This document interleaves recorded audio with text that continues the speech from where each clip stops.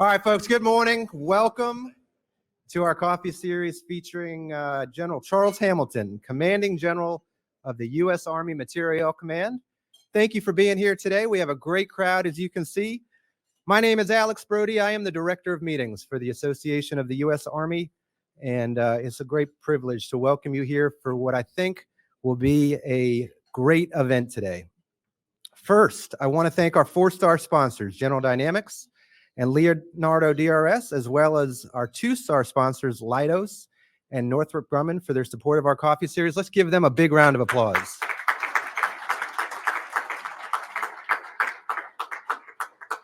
We can't do these events without the tremendous support of our industry partners. So if you are interested in being a sponsor at a future AUSA event, please connect with Emily Call. She's here out in the lobby, and she would love to chat with you if you're interested in being a sponsor with AUSA.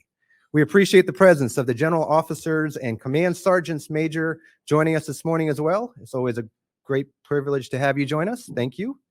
And I'd also like to acknowledge congressional staff that are here with us today. Your efforts on behalf of the Army soldiers and families is greatly appreciated. All right, with that, it gives me great pleasure to introduce our President and CEO for the Association of the U.S. Army. Please give a big welcome to General Robert Brown. How you doing, young man? All right. Well, good morning, everybody. Yeah, it's a great crowd, as Alex said, and I'm glad you're here with us. You know, General Omar Bradley said, amateurs talk strategy, professionals talk logistics, right? And I can tell you, I'm guilty of being an amateur quite a bit. You know, being an infantry guy, I'd be like, just make that stuff arrive. I don't care how you do it, but we're going to have some great professional discussions this morning on logistics with one of the greatest logisticians certainly I've ever worked with, but we're amazed to have General Charles Hamilton here, AMC Commander. I'm not going to go through his whole bio, but just a few points. Kind of neat. General Hamilton enlisted in the U.S. Army from his hometown in Houston, Texas. And he earned a Bachelor of Science in Business Administration from Virginia State University. He earned a couple master's degrees, one from Central Michigan University and one in military studies from Marine Corps University. Probably honor grad there, Charles, I'm going to assume, no doubt. And General Hamilton's previous assignments include he was the Deputy Chief of Staff G4 for the Army. He was the Assistant Deputy Chief of Staff G4.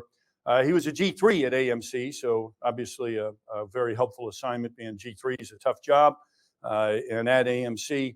And then he was commander of 8th Theater Sustainment Command in the Pacific, and that's where I had the privilege and honor to work with him and watch him solve the tyranny of distance in the Pacific brilliantly. Just amazing in 8th Theater Sustainment Command. He was also Chief of Logistics Officer for United States Forces Korea.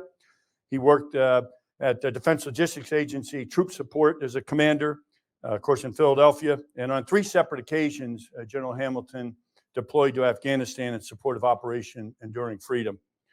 He assumed his duties as the 21st Commanding General of the U.S. Army Materiel Command 16 March 2023. And we were just talking, I can't believe it's been a year already. Seems like yesterday to me. But back in 2023. And in this role, he leads one of the largest commands within the Army, 165,000 military, civilian, and contractor employees, impacting all 50 states and more than 150 countries. So please join me in welcoming General Charles Hamilton. Great to have you here, Charles. And I said, I can't believe it's been a year already, but how, as you look, that first year in command, what were some of your biggest challenges? And then what do you see in the upcoming, your second year of command? What are you looking at as some of the biggest challenges and issues you've had to deal with? Well, sir, General Brown said, he was so gracious, said we worked together when we were in Indo-PACOM and USAPAC. He was my boss. And I distinctly remember him saying, hey, go forth, do well, check in when you need. I took him literally, and 3 months had gone by. So he finally called me and said, I think you really took that too seriously. I at least need a sit rep or something. And kind of reined me back. You do remember that, right? I didn't see him for quite a while. So what happened to him, man? Right. I was really tackling, as he said, that tyranny of distance and trying to, figure all that out in Indo-PACOM. And then also just want to say thanks to, the audience here, especially our great industry partners, as most of you heard before, different CEO forums, et cetera, it's important that we talk frequently. We got to get a complete shared understanding of the problem set. And I can't do what I do to support the Army without you. Without you, there is no, the capacities that I need to support a large scale operation. But I'll jump right into the first question. It has been a year. It has gone really fast. I'm still humbled and just amazed that I've been provided this great opportunity. And I don't take it for granted, not one day. And the big thing we've been focused on is really the Chief's focus area number 2, which is really delivering ready combat formations. And so the Chief huddled a few of us together before he took his seat and invited us to his house he said, hey, just come over for a casual dinner, hang out. And then whiteboards came out and big sheets of paper. And so we started working. And that's how seriously, that's how we got there, all the ACOM commanders. And we worked it out doing some staff work. And so really been focused in that area. And just a couple of nuggets there. One of the biggest things he asked me to work on, which is huge to our soldiers and families, is really the post-Army app. And it's really going to that quality of life, ensuring that our families and soldiers are getting real-time information that they want, not things that we're pushing to them. So we're going to get a little bit of that, but mostly it's things they want. Something simple as if you're on Fort Cavazos and you got 7 gates, it's nice to know which gate is open, number one, which gate isn't backed all the way up to the interstate, right? And some of you have been there to the great place. And so just little things like that, CDCs, on post, off post, schools, et cetera, things that are really centered around that. So we jumped into that with the software factory. It's rolling off as we speak, probably be out there third quarter of this year. And then, of course, getting to another big thing he got us doing is this removal of excess equipment, where he wanted us to unburden, and I'll get more into a little later, the company commanders on the numbers and excess. And then it goes without saying the support that we've been providing to Ukraine literally for 2 years now. And dollar amount is, as you can imagine, is huge. And we were talking about how important sustainment is to an operation. And I don't think it was a wake-up call to our Army, but we did take pause, I think. I'm looking over at the 3 and check our traps to make sure that we were, in fact, postured and ready to go. That's some great stuff. And I know folks have tried the app before, but it's a little unique the way you're going about it with the software factory. That's Soldiers and Futures Command actually helping develop That's it. exactly right. And that'll make a huge difference. So great stuff. Well, pulling on that, you said focus area number 2, pull on that thread a little bit with the ready combat formations, a tough, challenging, it sounds, almost overwhelming. Right. And there's a lot of challenges with that, but what's the greatest challenge with delivering ready combat formations for the future Army? Yeah, I think probably the greatest challenge in that space is, and this is where I need industry's help, is really getting after right now, and I hate to even say the word COVID, right? Because it seems like it either didn't exist, right? We don't want to talk about it, but we're still recovering from COVID on the industry side as far as relates to really class 9. We lost, as you can imagine, a lot of our second and third tier suppliers, right? And so that's affecting, the tempo and the pace I can get parts in, and those parts to get them out to the force. Oh, by the way, if you throw in a major operation like we're supporting in Europe, if you throw in FMS, and then we got, our Army to support as well. So lots of competition in this space to resupply. So I would say that's been the biggest challenge. I've gone out to industry, I've gone out to innovation centers. And so what we've done to fix ourselves is we've begun to do 3D printing of some of these parts. And we know we won't get the 5 or 10 years out of it, but at least it'll get some equipment back into the fight. So those are some of the things that we're doing. But I would challenge anyone here, if you can come up with a solution, I don't care if it's 3D, if you can get some great artists and professionals out in the industry, there's an opportunity, and I'm not afraid to say it out loud, a pretty big opportunity. That means a lot of money. To be made in this space if you can get there. And I know my industry partners that I work with on a daily basis, because I've talked to each CEO one-on-one. They're getting after it. It's just hard.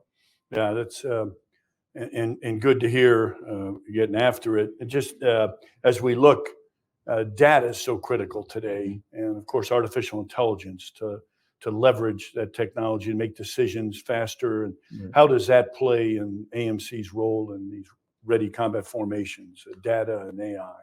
So we talk, daily in this space, and I see a lot of partners in here that we talk to in this area. It's a must do. I said it on day one to the team. It's a must do that we get to predictive and precision sustainment. And when I talk precision, I'm mainly talking at the tactical level. Think of precision munitions. So think of precision sustainment. When I'm talking predictive, I'm talking more where we're sitting right here in the joint, what we call the joint strategic support area. And so data plays a huge role. We've got to be connected. The thread has to be connected from the tactical end all the way back to where we sit. We used to say, General Brown, factory to foxhole. Mm-hmm. And I know General Proctor will remember that and that's where we would just push mass into a large scale fight. Mm-hmm. Now we're saying foxhole to factory, where we're making data informed decisions in real time. Mm. Because if we went to war today, potentially I would be doing conveyor belt, logistics, just pushing things forward, not necessarily what they necessarily need at that time. Where we're going in the future, my cop will directly feed into the maneuver cop. So really it's going to be one cop. So probably at the brigade level and above, the cop will have sustainment, fight, all the things they need to work. We used to say, sensor to shooter. Mm-hmm. I'm proud to say now we're saying sensor to shooter to sustainer. Mm. It's got to be connected. And I will tell you, in an open forum, I know our adversaries are paying attention to this space. They're working a lot in this space. And we're keeping pace, obviously, thanks to our great partners out in the field here today. Yeah, I love that change, foxhole to factory. It seems simple to say, but pretty tough to do. Right, exactly. That you got to have that data link and the security stuff. So I imagine that getting after that at the CTCs and testing out that and is pushing your folks. So appreciate that. How about also as we look at that with the ready combat formations, when you're talking joint and allies, partners, what's their role and involvement as we're trying to move these ready combat formations, both in CONUS and around the world? How about what is the joint role in our allies and partners in that? Yeah, so what we're doing there is, I'll start here. On day one, going into AMC, and normally I don't do this, change a mission or vision statement, but I did change it on day one. Mm. And I really embraced the jointness in my mission statement, supporting a joint global force. Mm-hmm. And then in the vision statement, I talked about the predictive and precision sustainment. So on day one, we talked about joint. I've never gone into a major operation without it being joint. In fact, I'm held to that standard to support joint. Mm-hmm. So why not embrace it, be able to articulate that back to the Army, and in particular OSD, that potentially could lead to some resources, down the road.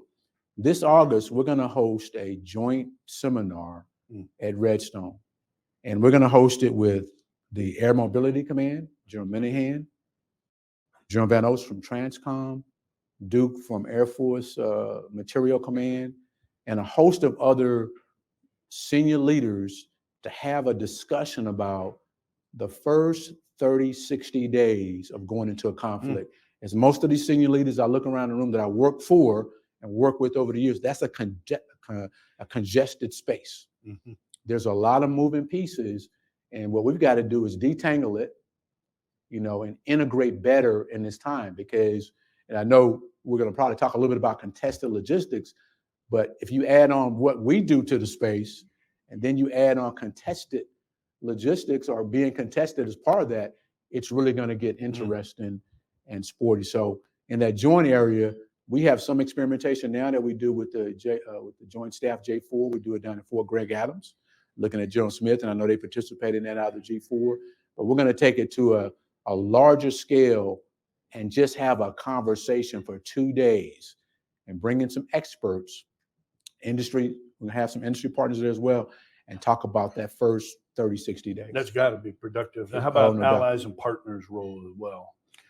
For the first one, we won't probably have allies and partners, but we have talked about it among ourselves.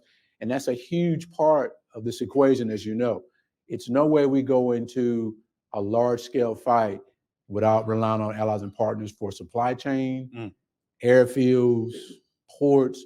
And as you can imagine, being a career logistician, we've identified, down to every airfield port there is in most theaters. So we know where they are. And in many cases, we make contact and we have some degree of collaboration. Going back to the joint discussion, have we done the same thing here in the United States? If I'm moving something out of Fort Cavazos and I get bogged down, am I going to go all the way to Fort Sam or Fort Bliss to continue that Army movement? Or am I going to coordinate with the 2 Air Force bases that are in between those 2 areas? Probably not there yet. That's part of that joint conversation we got to have in the future. Yeah, and it does also seem like there's a trend in joint allied and partner exercises. Sustainment is much more involved. It seems, before, quite honestly, it seems like we kind of hit the easy button. Yeah, we'll just move, the logistics is there, it shows up, and now we're working through it a little bit more. Are you seeing that more in exercises? Definitely. We're seeing a little more, but not to the level that we're like, because in most cases, the exercise, as you know, is driven to get to an effect for our great maneuver brothers and sisters. And so that's why we're going to have this seminar in August, and what it's going to lead to, Jim Brown, is an exercise that is solely focused on sustainment in that first 30, 60 days, and then it'll get into sustaining a large-scale operation. But to your point, we have gotten a lot better over time. We used to just throw the green flag down. Now we'll make the planners and the commanders think at echelon how they will react to that sustainment situation. That's great. Let's open it up for questions from the audience. I don't want to have all the fun up here and throw all the questions at them. And there's one there. Hi, sir. Jen Judson with Defense News. Good to see you. See you too. I just wanted to ask a couple of follow-ups on this joint seminar at Redstone. Is it going to be focused on a specific theater like the Indo-PACOM? Obviously, talking tyranny of distance, the most challenging, or would this be theater agnostic? So good question and good to see you. Good to see you And too. obviously you already got some intel. You guys are good. Yes, it will be focused on Indo-PACOM. Okay. And, for all the right reasons, a lot of our strategies are focused there. We have a lot more things kind of pre-positioned over in Europe. And so we're having those discussions about how we want to particular posture Indo-PACOM. Okay, and then my bigger question shifts over to Europe on Army preposition stock. There's a little bit in the FY25 budget on how you're going to tune that to the division set. How are things sort of positioned now? What are some of the big muscle movements you're going to need to do to make sure you have APS right for the new Army force structure and what you'll need in Europe? Yeah, so and everybody in this room understands this is all about resources. So we have some really good plans that we like to put in place in Europe to get them rebalanced with APS, get the right maintenance in place, et cetera. But, it's tough when you're, trying to work in this CR environment, and then without having a budget, it even gets tougher to make decisions in this space. In fact, really a lot of decisions we make are really weekly almost. And that's really hard to do, when you're trying to run really a huge enterprise at supporting, our great Army. So I would say it's more to follow there. And a lot of it's going to depend on how we come out with either the next CR or budget.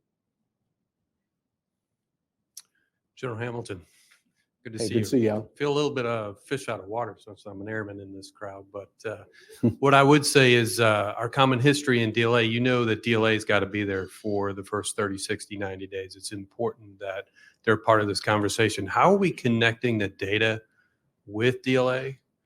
Because they have about 83% of the stuff that you generally use. So I'm just interested in how you guys are working together. I'm assuming it should go well because of who's in charge over there. Yeah. Well, he's saying that we just changed director in DLA, which is now Lieutenant General Mark Summerall, United States Army. And Admiral Scuba did a great job, and Mark's going to do a great job as well. But to your point, we are in close contact with DLA, and we actually stood up a team that meets weekly to get after this Class 9. And what was happening, what we were finding out is that on the back end, not to get too technical, in some cases there were not contracts for certain parts. And so as we, scaled it down and took a deeper look between my team and AMC and DLA, and so the data sharing, I think, is getting better. I think it probably, like you said, it will get better. Probably a little more focus from General Sumner because he's just from that background dealing with Class 9. But great question. Good morning, General. Kieran Dunleavy with KBR. One question I've been asked to pose to you, what do you see or how do you see the role of contractors in large-scale combat operations on the battlefield? Wow, I definitely got an opinion about that. So, about 5-7 years ago, I think we kind of said, hey, we either don't want or there won't be contractors on the battlefield. So when I heard that, I didn't necessarily think I agreed with it. I agreed with the thought process about it, right? Like, it's dangerous. We probably don't want them forward. We need to have green suiters or, soldiers, airmen, Marines doing that kind of work. But as far back as I could trace, even to the Roman legions, we had contractors on the battlefield, right? We just have. So the question really is, how far forward are they in a large-scale fight? I don't know. We're studying that. We're looking at that. As you know, we field a lot of equipment pretty fast. And in some cases, the equipment beats the MOS out the door. Looking over at the three, he knows what I'm talking about because we've had this conversation before. So I think they'll be there. We just got to figure out where they're going to be. So good question, though. Great question, in fact. Sir, good morning. My name is Colonel Ryan McCormick. I'm a fellow at Brookings this year. Question for you, tied to continuous modernization, one of the chief's priorities. How do you see, from a quality of life perspective, how do you see how we feed our soldiers? I know we had some initiatives going on, particularly with campus-style dining, which I personally thought was going to be a great initiative. Could you quickly provide an update on where we are with that? And then are there any friction points that we need to kind of work through, particularly with some of our great partners that we have on installations? Yeah, hey, thanks for that question. One, the campus-style initiative is still on the table. And we just got to work through some laws that have been on the books for about 40 years. And so, with the Army staff, the 3, the 4, and the DAS, and my team, we're working with some staffers now to potentially get some language change, and also working through OSD. But we're not going to just wait for that. So what we've done is take that concept and say, let's look at the ecosystem of an installation. And really what we found out through surveys and talking to soldiers, that really, what they really want? They want choices. That's what they want. And they want to eat when they want to eat, right? So when Hamilton grew up, he had his meal card. He was happy to go to DFAC at 0 early, noon, at 0 dinner, right? And that was it. That was your choices. And you did that. But now our soldiers want more choices. And so what we found, especially down at Fort Liberty, they moved out with grab and go, meal prep. We just put some kiosks out there. And I know we took a little bad press on the kiosks, but what we found is that we didn't expect the soldiers overwhelmingly to eat at the kiosk. So it's hard to keep them filled. Our fault, right? We'll go back and do some more math on that and put some more restocking to that. But they really have taken off in the fact that a lot of the soldiers are eating. So it's about choices and about time. And then talking about it from a dining facility, a Warrior restaurant perspective, we've got to get better in that space. So we partnered and brought on Chef Irvine, working with our great Army G4, and he's helping us lead through, what are our restaurants going to look like on our posts in the future? So great question. Thank you.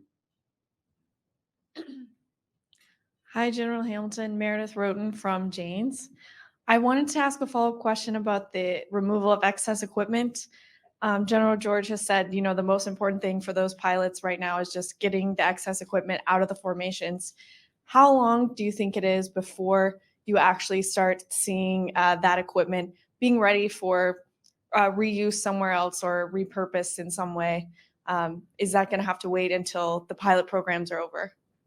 Well, we're not waiting. So we did start the pilot down at Fort Liberty and Fort Stewart to get it going.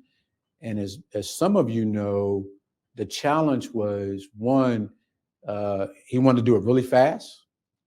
And it's going to make some of you cringe when I say turn in as is. Yeah, I know. This table shook over here. Right. I saw the logistician sitting over there. I even paused for a minute, right? And then the transportation to move it, right? And so to get to the heart of your question, once we get the additional funding, we'll start moving that equipment throughout the Army. We'll obviously for those units that need it, they'll get it because we have control of it. 2, we'll get it back to our depots for repair.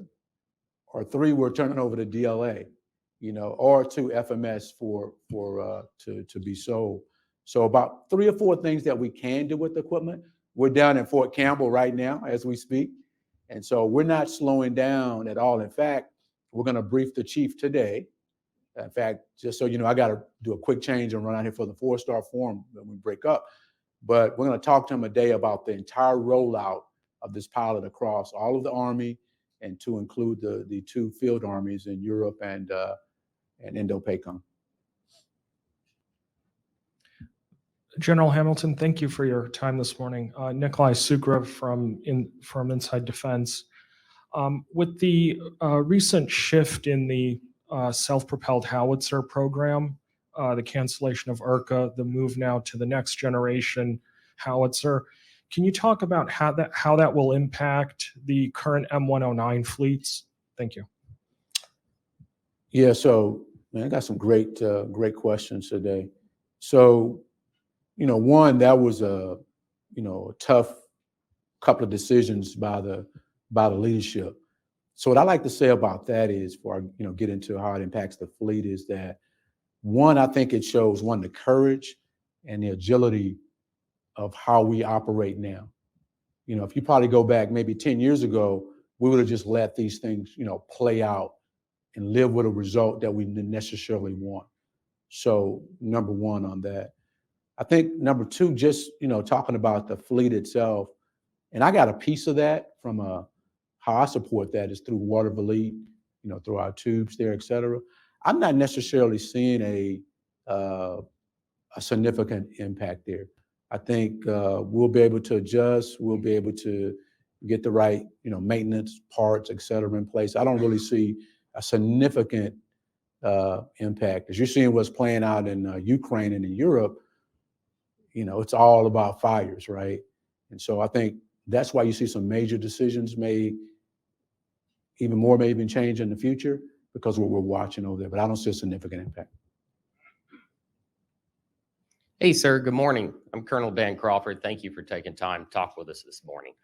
The other day, I was reading a research paper from one of our young Marines, and they're writing on contested logistics and comparing the drug cartel's logistic chains to how we supply forces in the Indo-Pacific theater.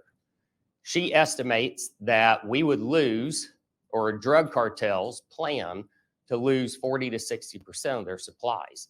You're already talking class 9 challenges. How is AMC and the Army preparing for the types of losses we're going to have with contested logistics? Yeah, so just 2 days ago, I was having a discussion with the Army Science Board, and we were talking about losses. Now, we were talking about it in the context of, mass cow type operations. And you may be talking about it in the context of supplies and things going forward. But so I'll just hit it from kind of how you asked the question. I think we will have, in reality, losses. They'll have losses too. But here's the reality: they can't kill everything, right?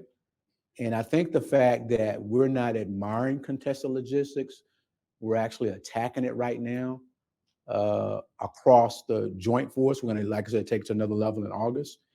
But I think even as far back as 4 years ago, when I was the AMC G3, we were having some pretty lengthy discussions about contested logistics.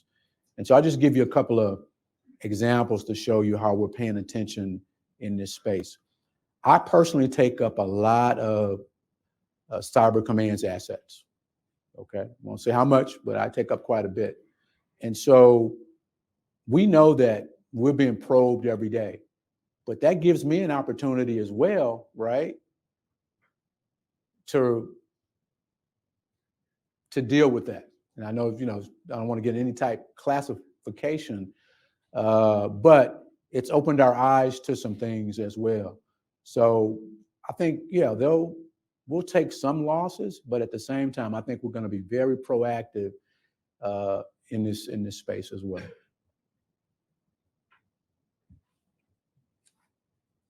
Sir Major Ruffin, you talked about predictive and precise logistics, and then even staying on the theme of your previous question and the question about contractors.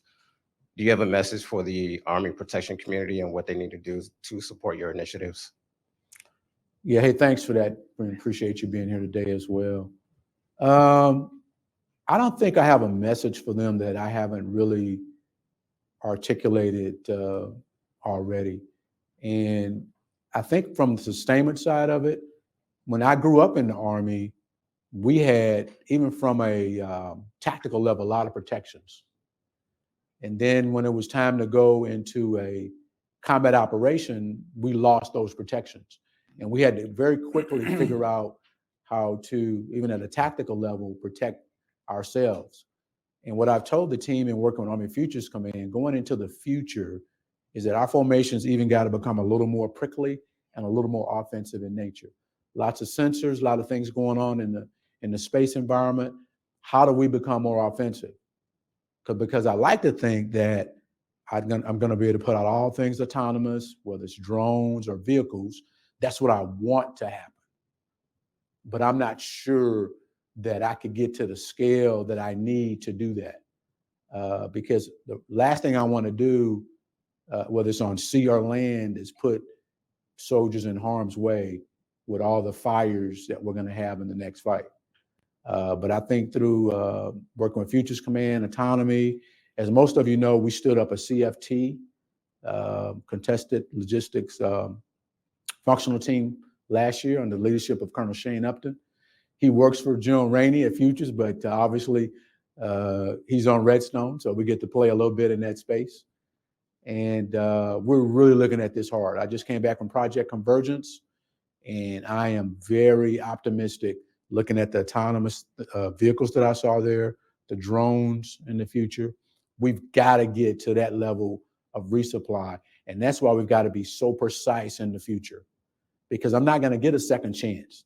I'm not going to get somebody walking into my talk like in Afghanistan and say, hey, sir, do you think we should send this convoy tonight? I'm getting bad intel. I got bad weather. That's not going to happen in the next fight.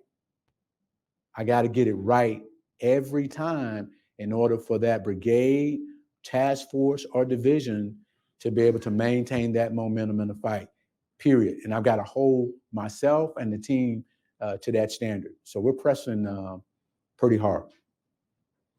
And I always say this, and I hadn't said it today, but I always say it, and I'll say it even at the 4-star forum today. Sustainment is about war fighting, period. Was it behind me? Oh, okay. Oh, so I have to say it. I didn't look back there. Great. And it really is. Even in your writing, I believe. Yeah, that's in my writing. That's They did awesome. that. Okay. He's still recognized. But it is about war fighting, period. It has a huge, huge role in either getting to the fight, and as General Pappas always says, hey, Charles, we got to win the first fight. All right, so I got to get him there, and I got to sustain him, period. And it sounds like a tactical thing, but from where I sit every day, it's a very strategic, because we're talking, hundreds of thousands of soldiers and tons of equipment that we got to move, just like we've done with Ukraine. Yeah, great questions. Really appreciate it. And I think we're out of time. I was going to see if you wanted closing remarks, but you kind of just did it. So I think we're good. How about let's hear it for General Hamilton. This tremendous. Thank you.